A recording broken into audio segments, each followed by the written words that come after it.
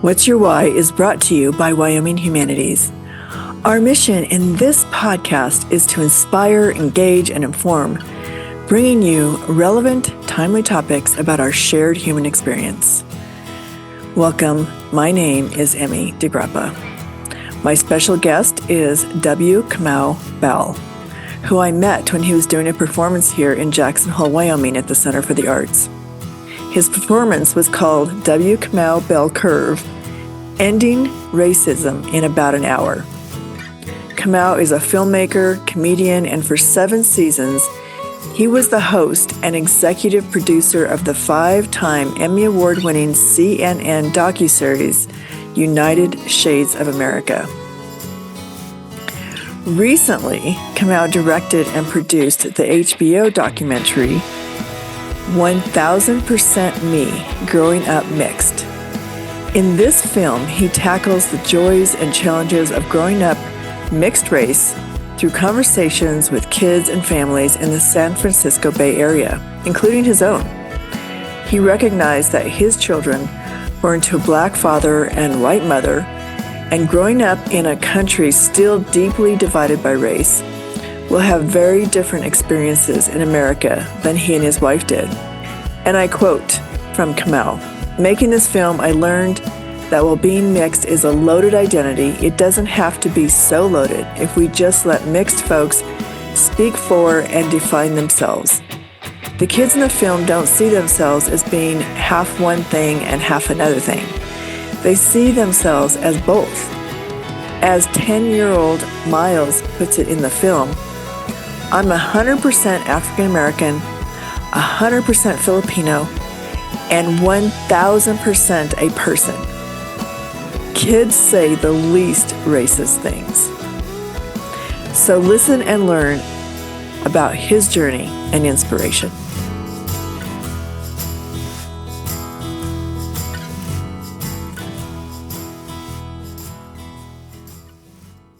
Welcome, Kamau. Thank you.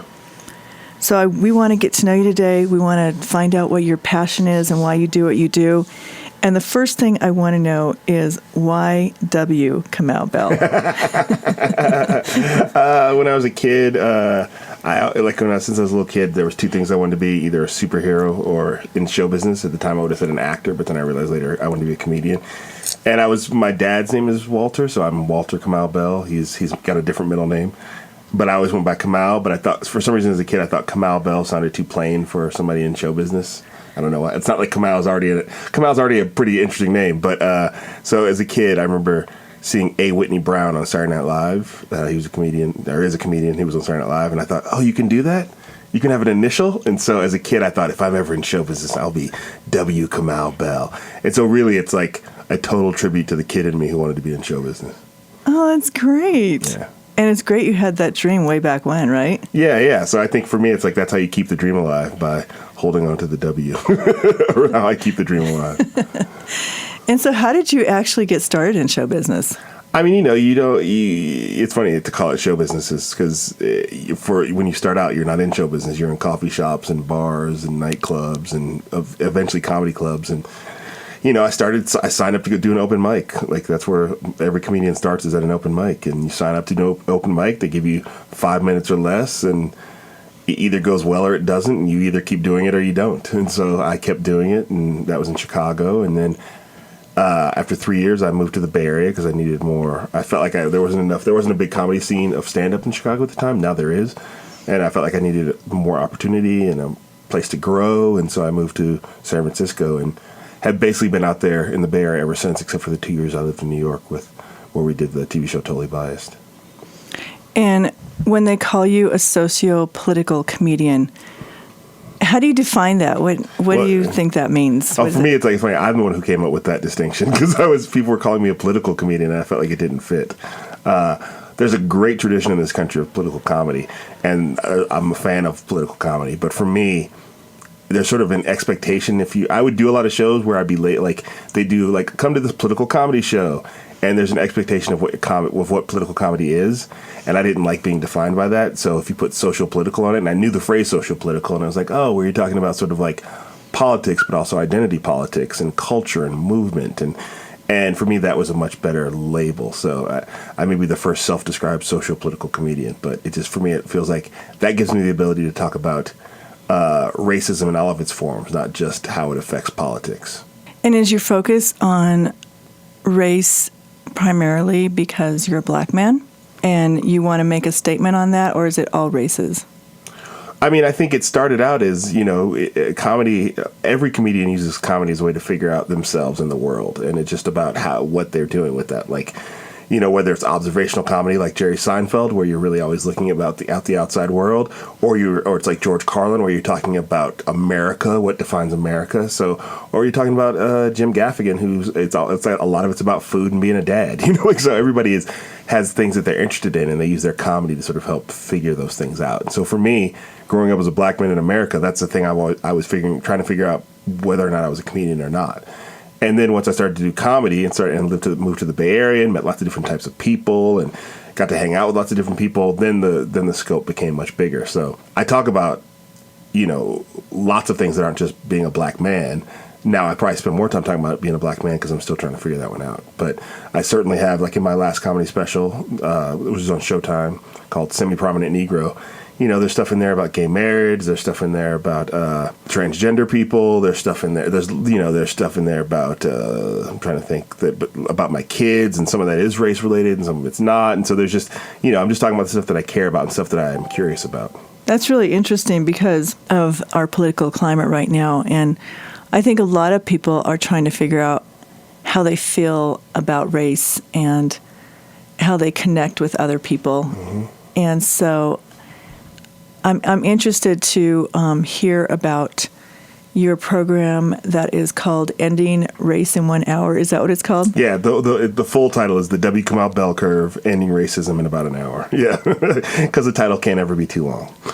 And so just give me a snippet of how you end racism in 1 hour. I mean, the big thing is that the show sort of revolves around we have to have more awkward conversations about these issues. Like, there's a lot of stuff in the show that is sort of about current racism and about the history, and there's a lot of stuff about my personal life. But really, the whole thing is we have to start having more conversations about these things. And I think that with everything going on in the country right now, the only way you figure it out is to have a conversation. And a lot of times people stand on their side of the thing and go and just sort of yell across. Sometimes you have to yell to be heard. So I think when oppressed people yell, that's protest. When the privileged class yells, that's oppression. So I feel like for me, it's like we have to figure out who should be yelling and who should be listening. And then understanding that just because maybe you feel like you're being yelled at, it doesn't mean that person's wrong. It just means that person hasn't been heard in a long time. And so, and I know when I say that, then you get some people, white people who feel like, but I don't, and I never owned a slave, and there's all this sort of like wanting to defend yourself from being lumped in, being sort of affected by racism in this country. And the fact is that no matter where you come from, the minute you step into this country and the minute you sort of decide to live here, you are linked to a whole tradition of race and racism in this country. That's interesting. Yeah, I mean, I think about it like with, and this has happened more than once, but like, many Africans who move to this country, like, from nations in Africa, they come here and they don't think of themselves as being Black Americans, but the police don't look at them as Africans. They don't look at them as from Ghana or from Senegal. They look at them as Black Americans because that's what you are in this country. And so I think a lot of people, you certainly should have pride where you come from, and you can self-identify yourself, but understand that the minute you step into this pool, whether or not you define yourself, and this is like, if you're a white person who goes, well, I'm really Italian and Polish and German. Well, once you're in this country, that ends up being white. That's an identity that was created in this country, was white American. Oh, wow. That is interesting to look at it deeply like that. I just finished a program called 500 Years of Latino History in the United States. And it is that same thing that depending on where you're from and what side of the country, if you're from the East, then anyone who speaks Spanish from the East is Puerto Rican, or if you're from Florida, everybody speaks Spanish is Cuban, and just those same or kinds from California, you're Mexican. Exactly. And it doesn't mean that you have to decide, well, I guess I got to be Cuban if you're not Cuban, but it does mean you have to be aware that the whole race is a social construct, and the people in charge are the ones who get to decide who's who. And it doesn't mean it changes who you are inside, but it does mean you should be aware of who you represent when you're in the world. Right. What is your passion and goal in doing this talk about ending racism in an hour? What do you want people to walk away with? I mean, to me, I'm a comedian first. I mean, well, I'm probably a black man for that. But, if people don't laugh in the show, then the show is a failure. So for me, it's like, how can I take these difficult subjects and make them into bite-sized nuggets that then people can laugh, and then have something that they take away from the show, hopefully many things, that they can then start a dialogue with somebody else that maybe they wouldn't have started before. So I think that's the goal, is to get people to talk about the things they saw. Even if they don't agree with me, even if they're like, I don't agree with any of that, then go talk to somebody about it. Don't tell me on Facebook or Twitter. Right. That's not this. Go talk to somebody about how you saw this show and you didn't agree with any of it, and maybe they'll go, oh, well, I agree with you. I don't agree. Or maybe they'll go, oh, I agree with some of it. Or maybe they'll go, no, I think you're wrong. Have a dialogue. And I think that, especially with everything going on in the country, white people have to be prepared to have that dialogue. And I mean, I'm talking about, the white people who would identify as being, on the left or good, or who aren't voting for Trump, or those people have to be ready to have some difficult conversations. In the same way that, like, as a man, I've had times in my life where women have had difficult conversations with me about sexism and what they perceived as my sexism. And it would be easy to go, no, and I've done I don't think you know what you're talking. I think, but then you're sort of cutting yourself off from growth, and also cutting yourself off from a friend. Right, and that's true. Being able to have an open mind and have a friend who's different from you. Yeah, and being able to have your course corrected if your friend says, your friend or your wife in my case goes, you're not, I think you think you're doing this right, but you're not doing this right. Mm-hmm. Yeah, and I think people get caught up in not wanting to be embarrassed or not wanting to feel shame or guilt, and I feel like, what's wrong with those emotions? Embarrassment, shame, and guilt are great fuel to change and to make things better. I like the way you think about that. And so going from your political career and launching into your television career with the United Shades of America, correct? Mm-hmm. How did you start that show, and what is the purpose of that production? The idea is that, the sort of what they call the elevator pitch in show business is that CNN sends a black guy to places that you wouldn't expect a black guy to be, or you absolutely think a black guy shouldn't go. So in the first season, I went to Barrow, Alaska, which is the northernmost tip of North America. You can't go further north without being on the water. And that's a place you just don't expect black people to be there. There are black people there, but you just don't expect them. So part of it was like me learning about Barrow, Alaska. And then also I hung out with the Ku Klux Klan, which is a place you don't think a black guy should go. And, I lived to tell the tale about both places, so it's really about, like, getting outside of my comfort zone. And also it's then on TV having awkward conversations with people about their experience and my experience, and sort of coming to some new conclusions. Has that been popular? Yeah, the show has been, it's been a quote unquote hit, whatever that means in the 21st century, but it's on, and CNN has really gotten behind it, and I've had a lot of great experiences, and it started a lot of new conversations through the show. Like when the show airs, I generally live tweet it, and I get to have conversations with people about what they're seeing. And not everybody agrees with everything that happens in the show, and I don't agree with everything that happens in the show. Even some things I did, I'm like, yeah, I wouldn't do that again. But it's sort of a model for how to have productive conversations, is what I feel like it is. And at the same time, it's funny, and we try to make sure that like people get to enjoy the ride. It's not just about shoving medicine down your throat. It's about like doing so in a way that you enjoy the fact that, like, at the end you go, I think I might be smarter. That's weird. I didn't realize that was happening. Do you have an opportunity to write some of your own scripts and things like that? Yeah, I'm involved in all that. I'm an executive. Luckily, I'm an executive producer on the show, so I'm involved with nothing that comes out of my mouth doesn't have me look at it or rewrite it or write it from the ground up. But if we move forward to the second season, which I hope is going to happen, looks likely, I hope to get even more control over that stuff. So, with United Shades of America, how do you see yourself going forward in your career? Where do you see yourself? I'm pretty lucky right now that the show came out and the show has done well, and that it looks like we're going to get a second season. And so I just want to do more and better. And, the things, everything we did in the first season, I just want to do more and a better job of, and push myself to go to places that, we did the Klan in the first season, where it's like, then the question goes, well, where else can I go that is that extreme and where I can engage people in conversation? So, I hope to do an episode at the border, and when I say the border, obviously in America, we mean the the Mexico-American border, not the Canada-America border. I mean, there's a border there too. But yeah, I hope to do something at the border and engage with people down there and see, and I've been there once, but I'd like to do something more down there. And, there's lots of other places where I haven't been, but also other communities that we'd like to feature. Hopefully something with LGBTQ community. Obviously that's a lot of different groups when you say LGBTQ, but there's maybe several episodes involving that, and also something with Muslim Americans. Everything that sort of is in the news, and all people who are in the news for, I feel like, the wrong reasons, or aren't getting a fair shake of the news, are people I'd like to talk to. How do you experience success in terms of, how do you know you've changed someone's life or their mind or opened their mind? Especially because, being a performer, you kind of sit apart from people. I mean, you have your material and people come to your shows, but when do you experience that feeling of gratitude? I think you can't. I think I put the work out there. I feel like I keep my ear to the ground to hear what, how it's generally resonating. I think you can't pay too close attention to that because, if you do that, you're going to be pushed back and forth by each person who goes, that was great, that was bad, that was great, that was bad, but just generally get a sense of what's going on. Also, am I proud of the work? Like, I think that's important too. If people love it, but I don't like it, I don't think that doesn't feel like success to me. So for me, it's about like, do I really feel like we did something new here? Do I like the work that we put out there, and are people receiving it well? Now, as far as changing people's lives, I think I can't get caught up in that because that's an impossible goal to attain. What I can do is get caught up in, like, I think this is a new narrative that I've put out there, that these narratives aren't out there, not new to me, but these narratives aren't out enough in mainstream media. I think we did something good. Like, we did a whole episode in San Quentin with inmates lifers in prison. And I felt like I haven't seen this on mainstream television before. It's sort of really going, is it okay for these guys to be in prison for their lives, considering what their crimes are and how long they've been in prison and how much they've rehabilitated themselves?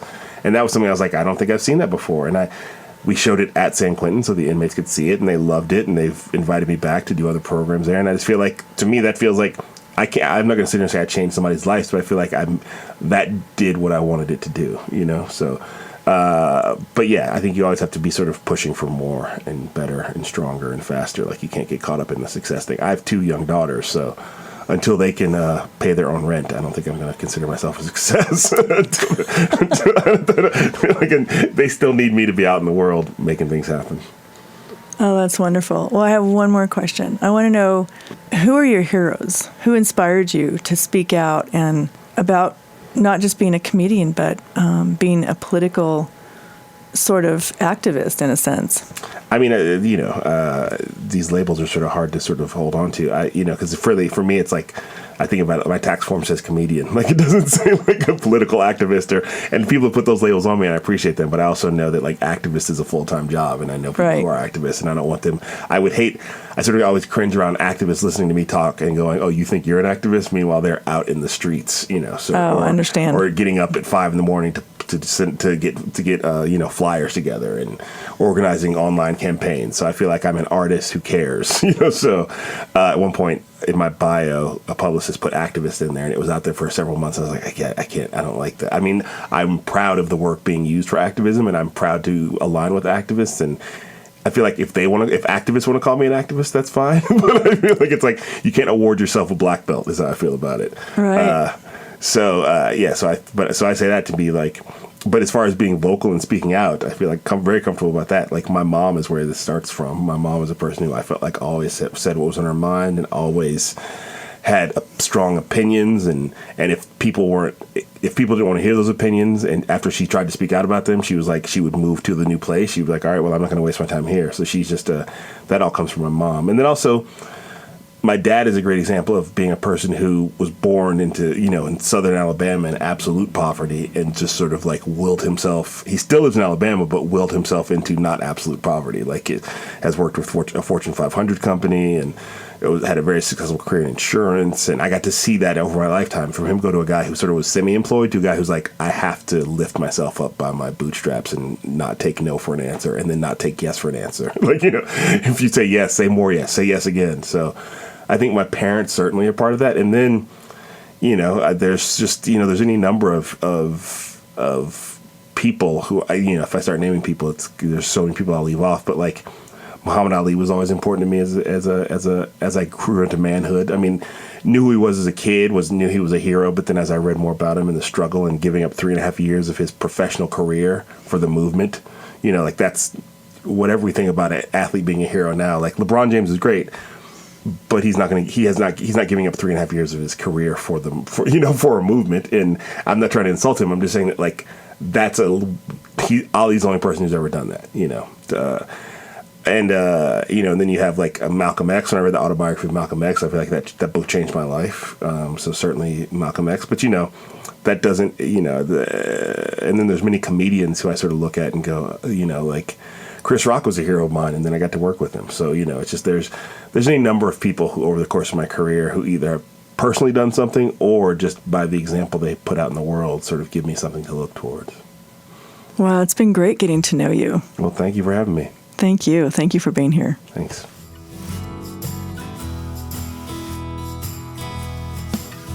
Thank you for joining us for this episode of What's Your Why? Brought to you by Wyoming Humanities with support from Wyoming Community Foundation and generous supporters like you.